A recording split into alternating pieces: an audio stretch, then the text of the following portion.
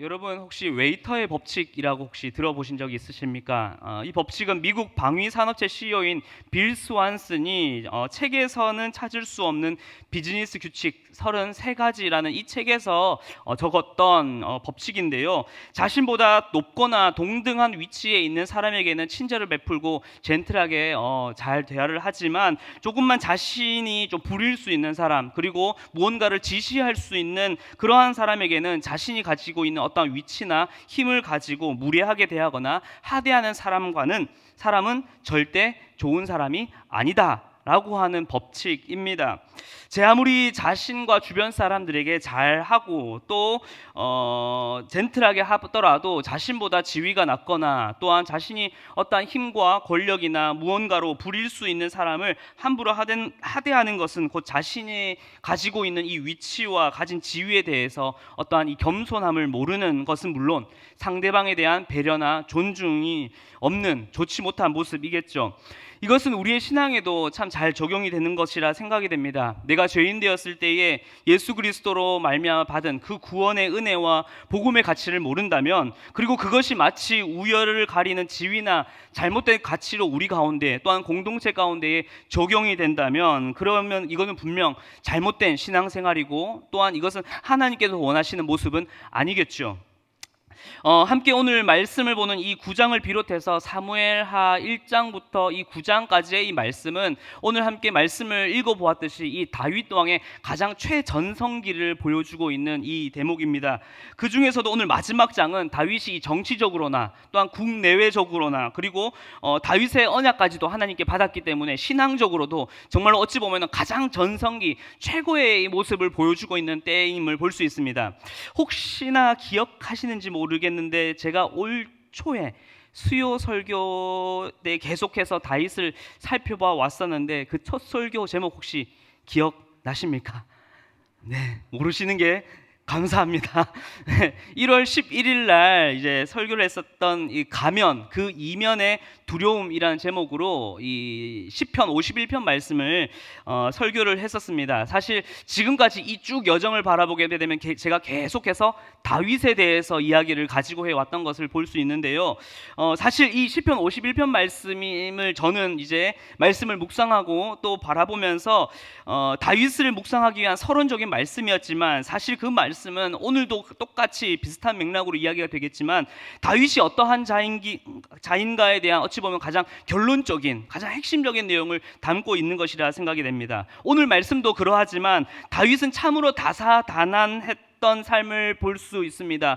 천국과 지옥을 오고 가는 인생의 수많은 위기의 순간 속에서 많은 어려움도 있었지만은 또한 오늘 말씀처럼 가장 최전성기를 누렸던 때도 있었습니다. 그런데 그 가운데서도 이 다윗이 승승장구할 수밖에 없었고 하나님께서 다윗을 사랑하실 수밖에 없었던 이유는 바로 오늘 말씀 속에서 또다시 우리는 발견할 수 있습니다.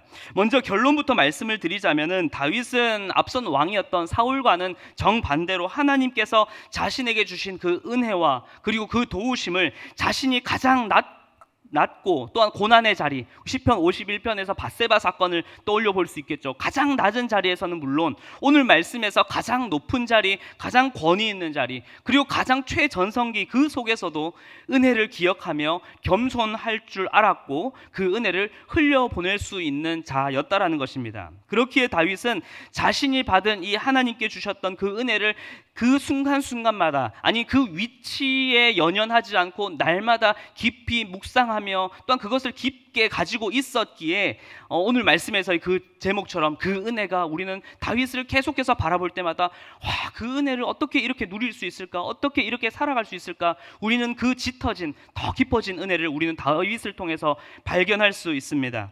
지난 1월에 시편 51편에서도 잠시 말씀에서 언급했던 이 밧세바 사건의 이 다윗이 어찌 보면 가장 자신의 인생 속에서 추락하며 가장 죄된 자신의 이면을 마주했던 그 순간에도, 또 오늘 말씀에서 가장 승승장구하며 최전성기를 누리는 이 순간에서 다윗은 한껏 높아진 자신의 어떠한 위상과 명예와 왕이라는 이 가면이 아니라 여전히 하나님 앞에서 나는 한 사람 다윗, 그냥 그저 한 인간에 불과하는 다윗 그 한 사람으로 서 있었고, 그렇게 여호와 하나님과 끊임없이 관계를 맺어간 것을 볼 수 있습니다.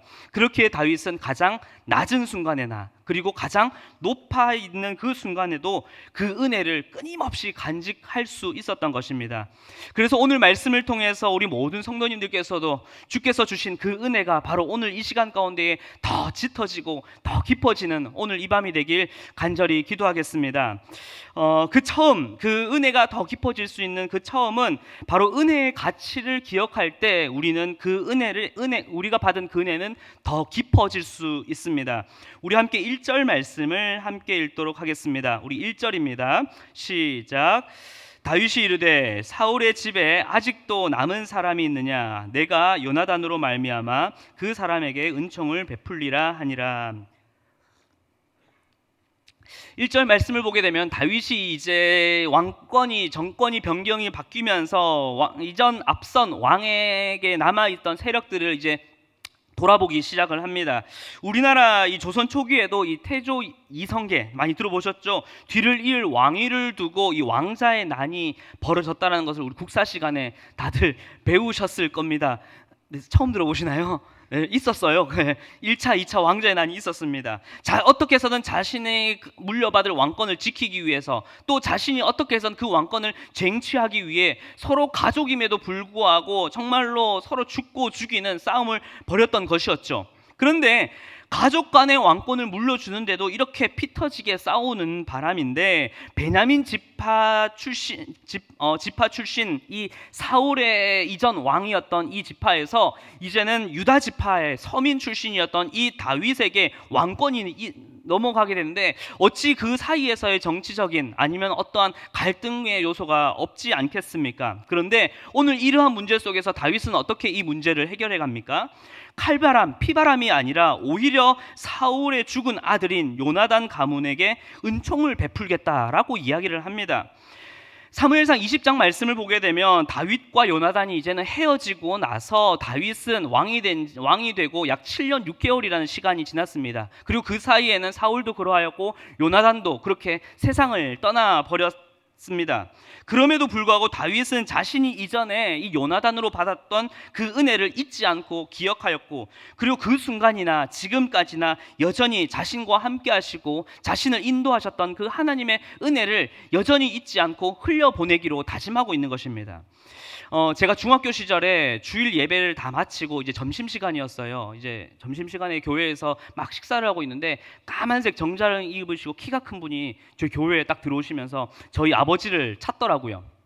그래서 뭐 아버지가 나오셔서 이제 나가셔서 한참을 이야기하는데 썩 인상은 좋지 않았어요. 그러니까 어린 저나 성도님들이 무슨 일 나는 건 아닌가, 갑자기 왜 저렇게 험상궂게 생긴 사람이 아버지를 데리고 나가서 그렇게 이야기를 하나 싶었습니다. 그래서 어느 정도 시간이 지나고 아버지께서 오시더라고요. 그리고 나서 그날 이렇게 이야기를 하시는 거는, 아버지께서 예전에 이 공장 초기에 운영을 하실 때에 한 청년, 아무것도 모르는 한 청년을 이제 데리고 와서 거기서 기술도 가르치고 일을 시켜주고 돈도 벌게 해준 겁니다. 근데 이제 그분이 이제 아버지께 배웠던 기술을 가지고 부산에 내려가서 이제 그 사업을 했는데 말 그대로 대박이 터진 거죠. 그러니까 그래서 이분은 십몇 년도 더 지났죠. 그 십몇 년 동안 사업을 잘 일구어 나고 시간이 날 때마다 이 구미로 올라와서 계속해서 수소문을 했던 거였어요. 그 위치에 있었던 그 사장님이 누군지 그렇게 수소문을 하던 중에 이 교회의 집사님이시라는 것을 알게 되어서 찾아오신 것이죠. 그래서 그해 겨울에 저희 가정을 부산에 초대했는데, 지금도 저희 가족들이 한 번씩 모이면 이제 회자될 만큼 정말로 어마어마한 이 대접을 받았고, 또 너무나 그게 아버지께서는 부담스러웠고 미안했는지 일정이 있다고 도망치듯이 그렇게 구미로 후다닥 거짓말을 치고 올라갔던 기억이 있습니다.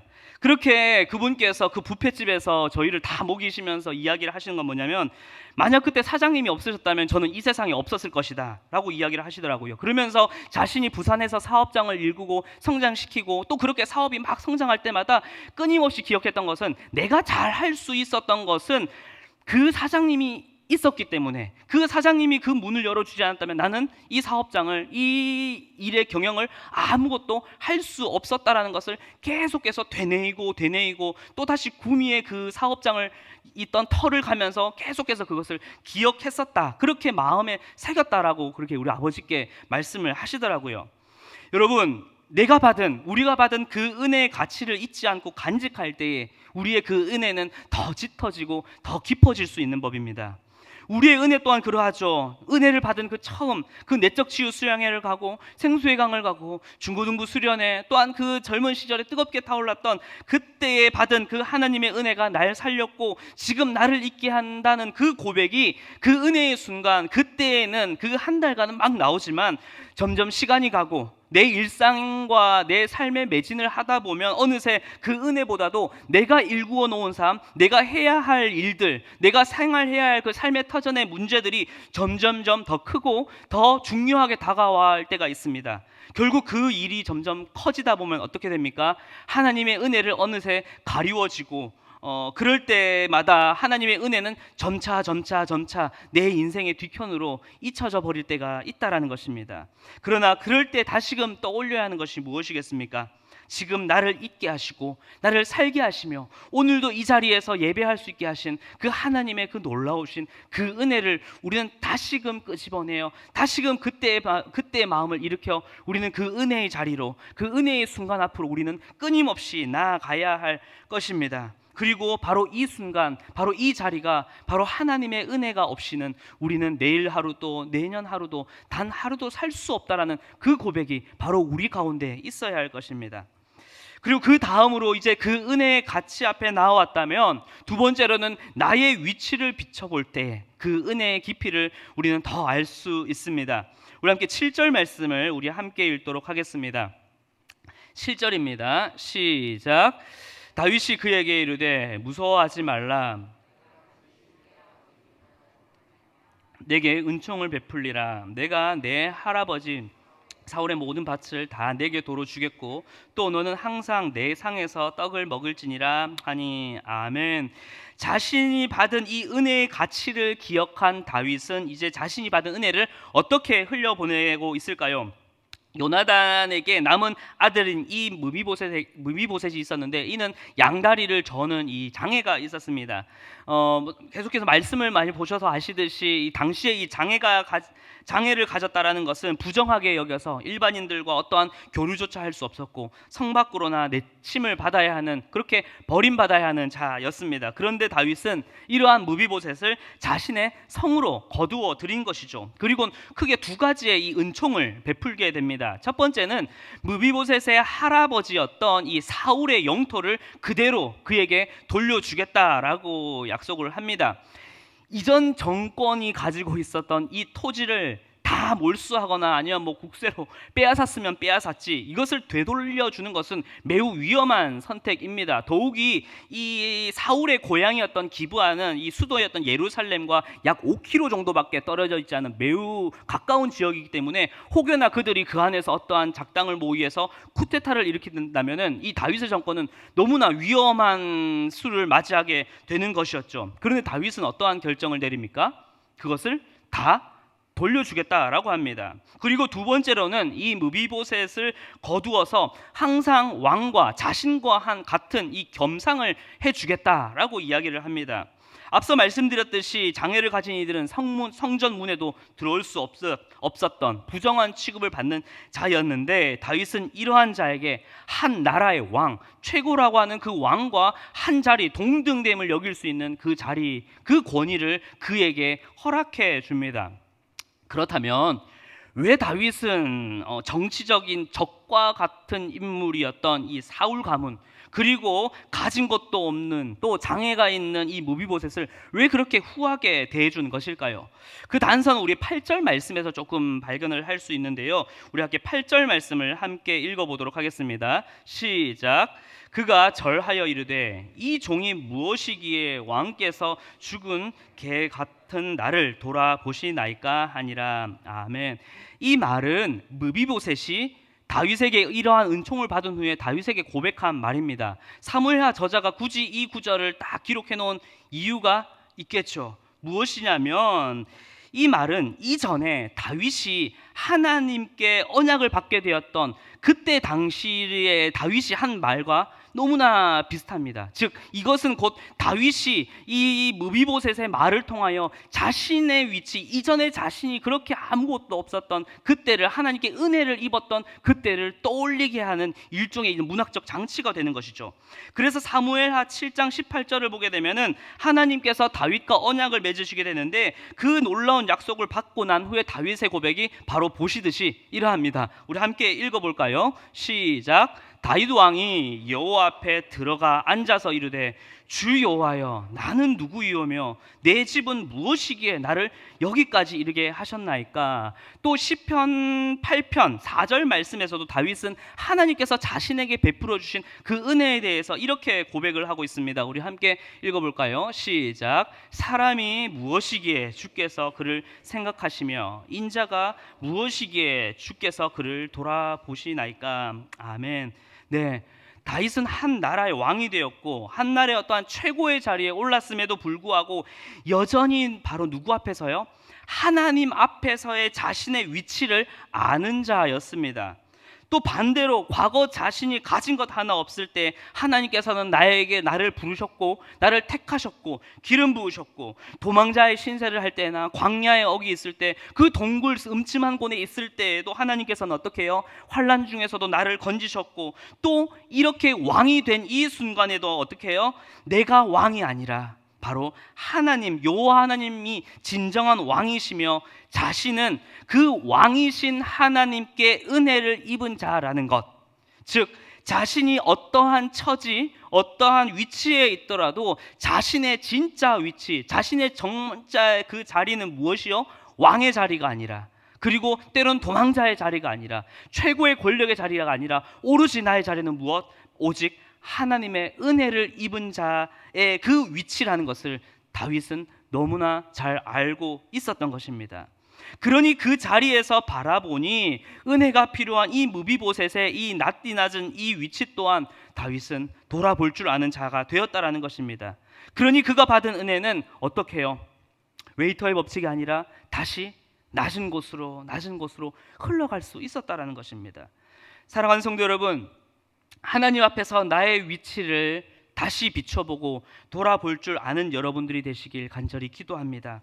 내 인생이 잘 풀려가고 사업이 승승장구할 때, 자녀들이 성공하고 좋은 직장, 좋은 결혼, 좋은 곳에 가면서 그것이 마치 나의 공처럼 주변에서는 아이고 집사님이 애를 잘 키웠지요, 집사님이 열심히 했으니까 사업 그렇게 성공했지요, 집사님이 열심히 했으니까 그런 부를 누릴 수 있는 거지요 라고, 그렇게 우리는 열심히 살아온 내 인생의 결과물이 자꾸 나의 공이라 들어갈 때 우리는 어떻게 됩니까?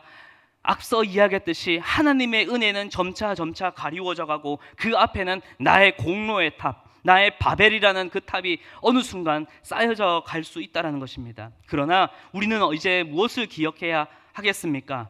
그 잘 되는 위치 속에서도, 그렇게 승승장구하는 그 자리 속에서도 우리는 하나님 앞에서 여전히 죄인 중에 죄인이며 여전히 하나님의 은혜가 없이는 단 하루도 살 수 없는 존재라는 것을 바로 주님의 그 십자가 앞에서, 그리고 이 자리 앞에서 우리는 끊임없이 기억하고 끊임없이 내가 받은 그 은혜의 자리를 우리는 갈구하며 그 자리 앞에서 나를 비춰보아야 할 것입니다. 바로 그때 우리가 주께 받은 그 은혜는 더 깊어지고 더 짙어질 수 있다는 것입니다.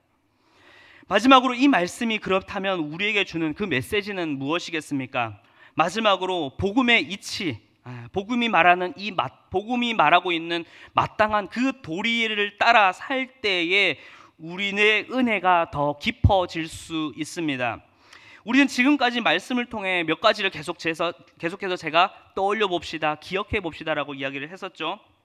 우리가 주님께 받은 그 은혜의 가치가 얼마나 크고 감사한지를 우리는 계속해서 돌아보았습니다. 그리고 그 은혜 앞에서 나의 위치는 어디인지를 우리는 계속해서 되짚어보면서 살펴보았습니다. 그러면서 내게 주어진 하루하루 삶 속에서 우리는 무엇을 기억해야 한다고요? 그리스도께서 내게 주신 그 은혜가, 그리고 우리는 그 은혜가 없이는 단 하루도 살 수 없는 존재라는 것을 우리는 계속해서 떠올려 보았습니다. 말씀에서 우리는 계속해서 우리의 은혜를 비춰 보았습니다. 그것이 바로 우리가 말씀을 내 삶에 적용해 보는 것이죠. 그렇다면 이 은혜를 내 삶에 적용해 보는 것으로 오늘 말씀을 빠르게 다시 한 번 더 짚어 봅시다. 자, 아무것도 가진 것이 없는 다윗 자신은 하나님 앞에서 은혜의 가치를 기억하고 그 은혜 앞에서 자신의 진짜 위치를 돌아보았을 때에 그는 자신이 이 큰 부와 명예 그리고 이 은혜를 받을 만한 자가 아님에도 불구하고 하나님께 그 크신 은혜를 잔뜩 받게 되었습니다. 그래서 하나님 그 앞선 사무엘하 7장에서 다윗 언약에서 다윗은 하나님께 어떠한 약속을 받게 되죠? 짧게 줄여서 하나님께로부터 왕권을 보장받게 되었고 그리고 기업을 약속받게 되었습니다. 그렇죠? 그리고 오늘 말씀에서 다윗은 어떻게 하였습니까? 오늘 말씀에서 그는 하나님께 받은 그 은혜 그대로 누구에게 물려주고 있습니까? 무비보셋에게 그대로 주고 있습니다. 무비보셋에게 무엇을 돌려주었습니까? 기업, 땅을 그에게 그대로 다시 돌려주었습니다. 그리고 장애에 가 있고 어찌 보면 적대적인 왕권을 가진 이전 왕권에 있는 자였지만 그는 어떻게 해요? 그를 거두어 들어 왕과 겸하는 그 권위를 누구에게요? 아무것도 가질 수 없는 자에게 그 무비보셋에게 그 왕의 권위를 주었습니다.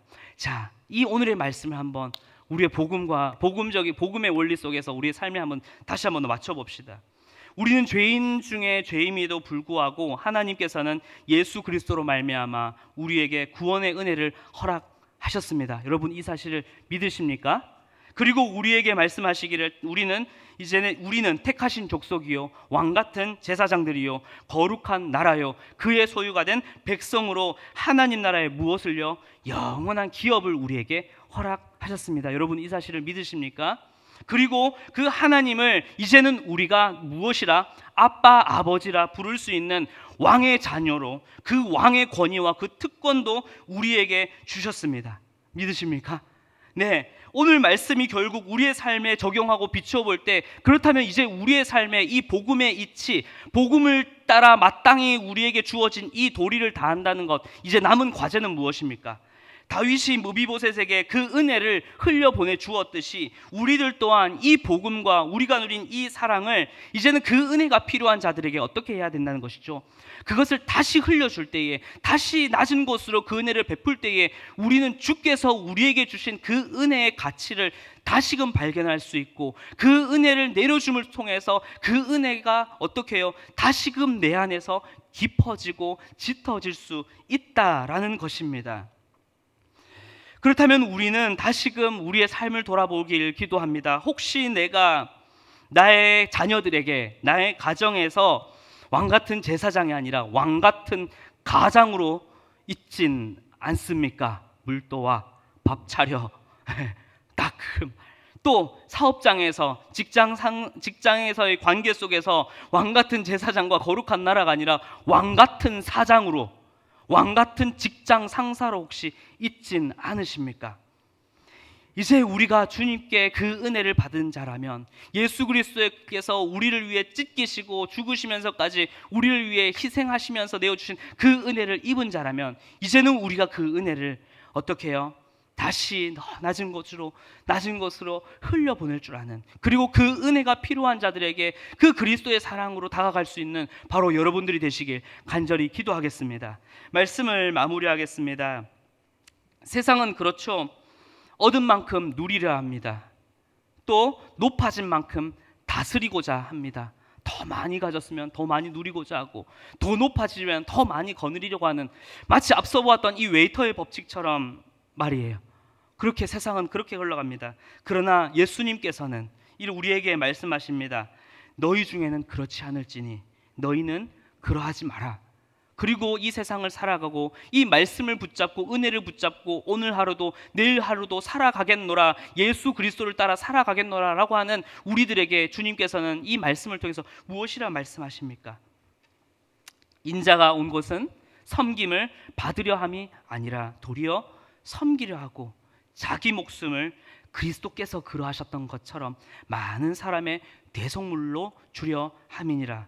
그렇습니다. 이것이 우리가 주께 받은 그 은혜가 더 깊어지고 짙어지는 그 방법이 바로 여기에 있습니다. 내가 그 은혜를 더 누리려 하는 것이 아니라, 더 그 은혜 안에서 내 것을 차리려 하는 것이 아니라, 그 은혜를 주신 그리스도께서 우리를 위해 우리에 대해서 그러하셨던 것처럼 이제는 우리도 그리스도께서 보여주신 그 방법, 그 모습, 그리고 그 도리대로 그 은혜를 우리 이웃들에게, 우리 가정에, 또한 내 자녀들과 나의 모든 관계 속에서 그 은혜를 더 흘려보낼 때에 그 순간순간마다 주님께서는 그 은혜의 가치가 얼마나 더 크고 더 깊은지를 이제 우리를 통해, 우리의 삶을 통해 알게 하실 것입니다. 그래서 오늘 이 시간 또한 이 말씀을 통해서 받으신 그 은혜, 남은 한 가지 과제가 남아 있었죠. 이제는 그 은혜를 여러분들의 삶 가운데 마음껏 흘려보내시고 내게 주신 그 은혜마저도 더 깊어지고 짙어지는 우리 모든 성도님들의 삶이 되시길 간절히 기도하겠습니다.